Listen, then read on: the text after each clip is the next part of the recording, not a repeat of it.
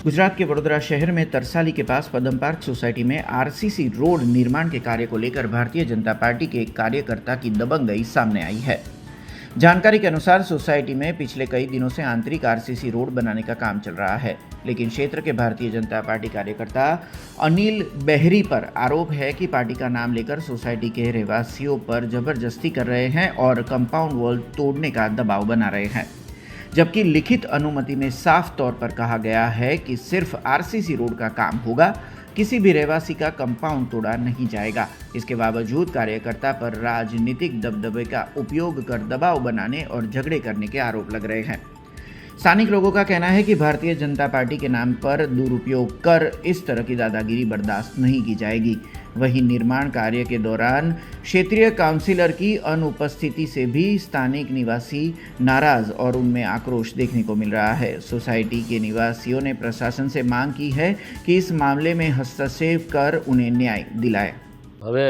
અમે અહીંયા પદમ park society મક્કપુરા road વહીવટી વોર્ડ નંબર 19 આવેલ છે। ત્યાં અહીંયા હમણાં આરસીસી રોડની કામગીરી ચાલુ થયેલ છે। હવે એના અનુસંધાનમાં એવું છે કે ભાઈ જ્યારે આ આપણા બનેલ કમિટીના જે પ્રમુખ છે અનિલભાઈ બહેરી જે ભાજપના કાર્યકર્તા છે, તો એમના કમિટીના નામથી જ્યારે પાણી લાઈન નાખવાની કામગીરી બાકી હતી એ વખતે સને 2018માં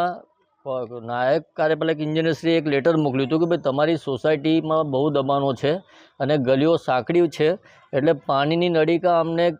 રોડની ધારે નાખવાની હોવાથી તમારા સ્વખર્ચે દબાણો તોડીને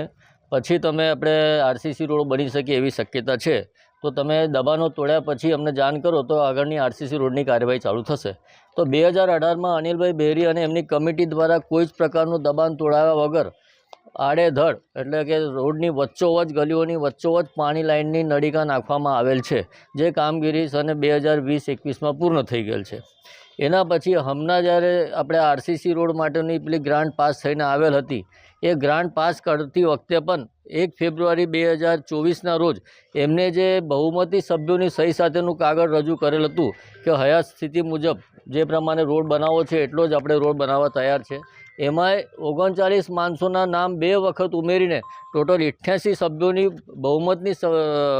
સંખ્યા બતાવીને એમને ગ્રાન્ટની મંજૂરી મેળવેલ છે।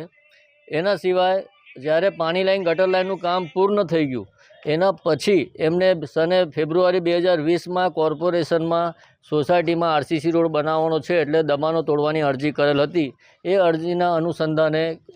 કોર્પોરેશન દ્વારા ટાઉન પ્લાનિંગ ઓફિસ દ્વારા સંપૂર્ણ સોસાયટીમાં ડિમાર્કેશનની માર્કિંગ કરવામાં આવેલ હતી અને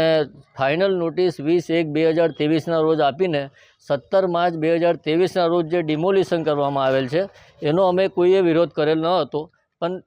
કોર્પોરેશન દ્વારા પણ ફક્ત અમારા અમુક જ મકાનોમાં અંદરના ભાગમાં દબાણો તોડીને પછી એ કાર્યવાહી સ્થગિત કરી દેવામાં આવી હતી। એટલે અમારી જોડે अन्याय थयो एवं अमने जान थता अथवा अंदरना जेटला पण सभ्यो छे एमने लागता एमने एमना दबाणो जे एटले तोड्या तो नहोता पण खाली कंपाउंड ने ओटला जे डैमेज कर्या था ए स्थितिमां आजनी तारीखमां पण छे। हमसे जुड़े रहने के लिए हमारे YouTube चैनल को सब्सक्राइब करें और नई वीडियो की नोटिफिकेशन के लिए बेल आइकॉन को दबाएं।